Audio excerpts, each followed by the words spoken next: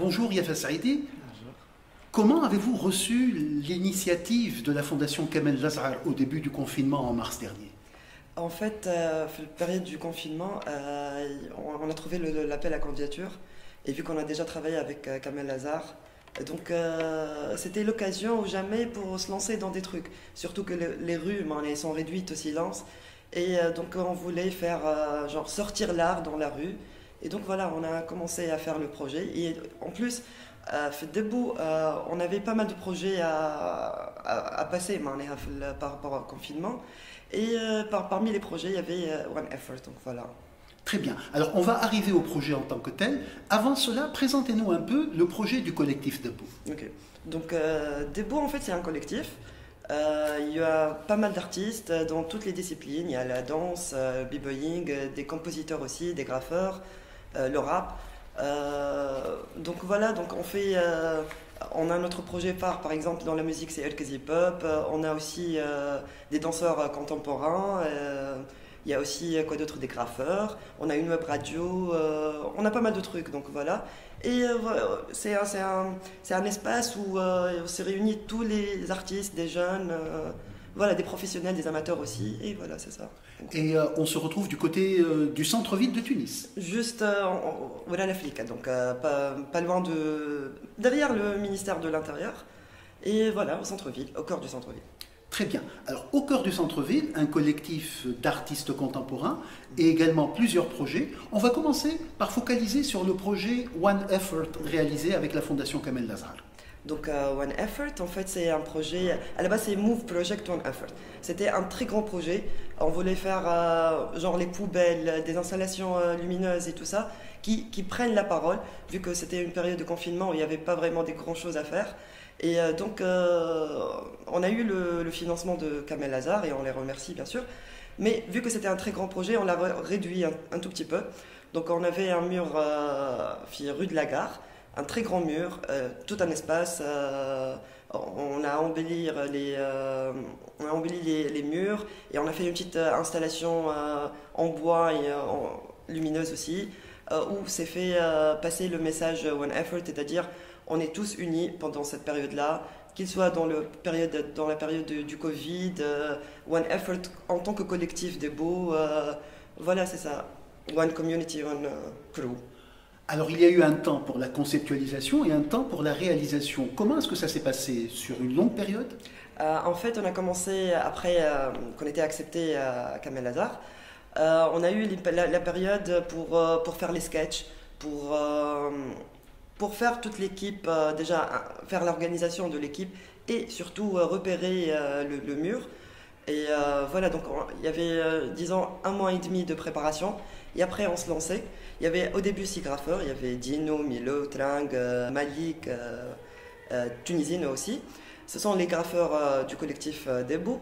Et après, on se lançait dans le truc et on a trouvé que pourquoi pas ne pas inviter d'autres graffeurs. Il y avait encore Shadow, Salimix, Rezwan, pas mal de graffeurs. Et c'était là le One Effort dont on a parlé déjà. Donc, toute une équipe, des graffeurs tunisiens qui font le truc ensemble. Donc voilà. Très bien. Alors, en tant que responsable du département graffiti du côté de collectif Debout, vous êtes là pour établir justement ces synergies entre artistes. Oui, exactement. En fait, parce qu'au début, avant la Révolution, disons, les graffeurs et le graffiti en lui-même, c'était un truc qui est un peu écarté. Et donc, même les gens, quand ils voient des trucs sur le mur, ils n'étaient pas dans le bain par rapport à ça. Et donc, et en plus, c'est un art qui permet aux artistes de passer des slogans, des trucs, de l'amertume, si on peut dire, par exemple, par rapport à l'ancien régime et l'ancien système. Mais après la Révolution, ça commence à s'installer dans les esprits des personnes et même, par exemple, on peut travailler avec des organisations. Donc voilà, donc, au début c'était vandalisme, mais après il y avait des trucs qui sont un peu carrés, donc voilà. Et le street art en Tunisie a eu ses combats, a eu ses résistances et est parvenu aujourd'hui effectivement à être reconnu dans la cité. Exactement, et je vais prendre un petit exemple. Par exemple, notre graffeur, et les graffeurs en général en Tunisie, il passait par exemple, il repère un spot Et là, ils font le truc. Et après, par exemple, les policiers, ils les arrêtent et tout ça.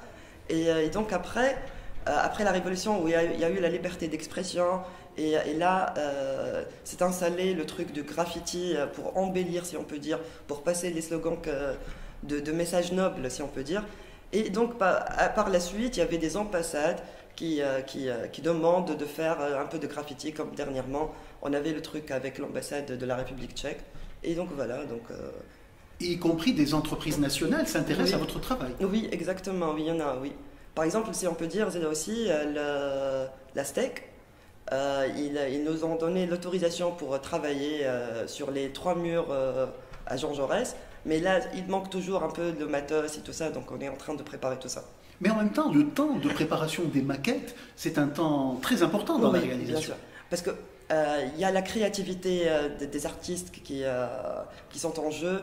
Et il y a aussi, par exemple, si on va travailler avec une organisation, parfois il impose un thème. Donc là, il faut faire le va-et-vient par rapport à la maquette, il faut changer ça, faut nanani, donc voilà. Très bien. Alors, d'autre part, pour continuer à parler du collectif Debout, vous n'allez pas rester les bras croisés, vous allez continuer à ouvrir de nouvelles pistes. Oui, bien évidemment. Pas pour que le graffiti seulement, hein. Il y a par exemple 3 rappeurs, on a par exemple Adebo, Matsi, Vaipa, Tiga Blackna et Paza aussi. En fait, là, chacun il est en train de préparer son album à lui-même et aussi faire une fusion entre les 4, par exemple comme Debo Fortable. C'est un projet qui fusionne les 4 rappeurs et la machine aussi avec Eustace. Et il y a par exemple El Pop, une fusion entre le mezoued et le rap. Il y a aussi de la danse, il y a aussi le projet de Lagde. C'est en fait une composition de Trappa. Et là, il y a de la musique où on entend le mezoued et le hip-hop. Et on peut voir des danseurs contemporains qui dansent sur une musique autre que ce qu'ils font. Comme par exemple avec Sendaj Bailey, Malouane Elwin et tout ça. Et donc voilà, on ne s'arrête pas et on bouge toujours et on essaye de faire des trucs innovatifs, si on peut dire. Très bien. Alors, côté innovation, votre profil est très inattendu dans un projet de ce type et vous réalisez en plus de cela une émission radiophonique. Est-ce que vous pourriez nous en parler? Oui, en fait, c'est dans la même période du confinement, on avait toujours l'idée d'avoir une web radio de Debo. Et vu qu'on est voilà, la flic, donc on l'a appelé voilà, la flic. On a fait bien sûr un sondage parce qu'il y a de la démocratie dans le collectif. Et donc le vote c'était pour qu'on l'appelle voilà, la flic. Et voilà, la flic, c'est une radio, web radio, où il y a des playlists, il y a des émissions différentes. Et moi, vu que je suis ingénieur radiochimiste en sûreté nucléaire, et donc, et musicienne aussi, je fais du violon, donc je voulais mélanger le truc. Donc faire, par exemple, l'émission s'appelle Scientifiquement parlant. Et donc, par exemple, je prends le truc de rap, le freestyle ou la danse, et qu'est-ce qui se passe au niveau du cerveau, les neurones, le flux de sang et tout ça. Et donc voilà, j'essaye de mélanger les trucs parce que je suis comme une intrus, soi-disant, par rapport au truc culturel. Donc voilà. Mais justement, votre projet musical est tout à fait clair. Et à ce titre-là, vous êtes bel et bien dans tout projet culturel. Oui, bien sûr. Alors, une dernière question concernant le collectif Debout. Ce collectif, vous venez de le dire, fonctionne démocratiquement et en même temps s'ouvre sur plusieurs perspectives artistiques. Donc, est-ce qu'on va vous voir à l'international? Oui, déjà, on a fait pas mal de concerts, comme par exemple Edek Alibik, l'album de Vaipa, avec Trappa bien sûr. Ils ont fait des concerts à Musem à Marseille, à Nantes à Hip Hop Session. Il y avait la bande aussi, et le band c'est comme El Hip-Hop, mais c'est une autre chose. C'est aussi des rappeurs de Debo aussi, qu'ils ont déjà fait à l'étranger, je ne me rappelle plus du pays, mais voilà, et on essaie toujours de s'ouvrir sur d'autres horizons, et surtout à l'étranger, donc voilà. Très bien. Concernant One Effort, ça a donné lieu également à une vidéo, à un film. Exactement, parce que le but c'était en fait, c'est de filmer le truc et faire passer le message que même le graffiti peut sensibiliser les gens par rapport à n'importe quelle situation. Et donc on a fait circuler la vidéo, on a fait une petite vidéo One Effort. Et il y avait aussi par exemple le projet 1008, Mashlour Al-Fouthmania, qui nous ont aidé aussi à filmer, et Tartar aussi du collectif. Et après, Saifullah Godzi qui nous a fait le montage, et donc voilà, ça marchait. Très bien. Alors après l'initiative de la dotation culture solidaire de la Fondation Kamel Lazar, il y a aujourd'hui une exposition qui est actuellement en cours. Quel a été votre avis sur cette exposition qui finalement regroupe 17 expositions? Oui. Franchement, c'est magnifique de ce que vous faites, parce que ça fait plaisir déjà, parce qu'il y a des artistes qui n'ont pas vraiment... ils n'ont pas soi-disant, comment dire, ils n'ont pas l'espace ou la manière ou même un côté financier. Hein. Ils n'ont pas comment ils font le truc, et donc ça fait plaisir de voir des jeunes artistes qui font des expos et tout ça. Voilà. Super. Merci beaucoup, Yafa Saïdi. Merci à vous. Et bonne continuation à ce collectif Dépôt. Merci beaucoup.